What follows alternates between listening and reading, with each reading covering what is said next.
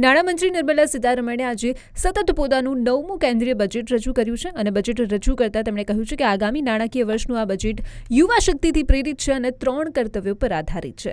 અને આ બજેટ 2026-27ની સૌથી મોટી વાતો એ છે કે સેમિકન્ડક્ટર મિશન માટે 40,000 કરોડની જોગવાઈ કરાઈ છે. 1000 માન્ય ક્લિનિક સાઇટ્સ બનાવવામાં આવશે. રેર અર્થ મટીરિયલ માટે ડેડિકેટેડ મિનરલ પાર્ક બનશે. ઓડિશા, તમિલનાડુ, આંધ્રપ્રદેશમાં મિનરલ પાર્ક જાહેર કરાયા છે. બાયોફાર્મા સેક્ટર માટે 10,000 કરોડની જોગવાઈ કરવામાં આવી છે.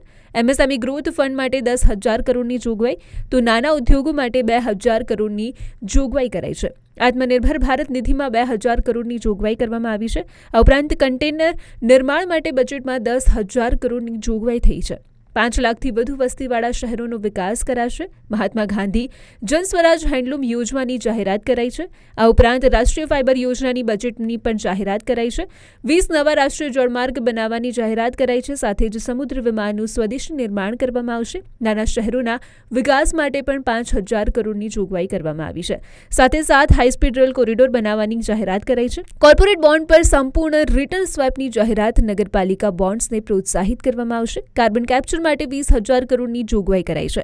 દેશમાં 3 નવી આયુર્વેદ એઇમ્સ બનાવવાની જાહેરાત કરાઈ છે. જામનગરમાં WHO કેન્દ્રનું અપગ્રેડેશન કરાશે. દરેક જિલ્લામાં એક ગર્લ હોસ્ટેલ બનાવવાની પણ જાહેરાત કરાઈ છે. 5 યુનિવર્સિટી ટાઉનશીપ બનાવવાની જાહેરાત થઈ છે. એવીસીજી કન્ટેનર ક્રિએટર લેબ બનાવવામાં આવશે.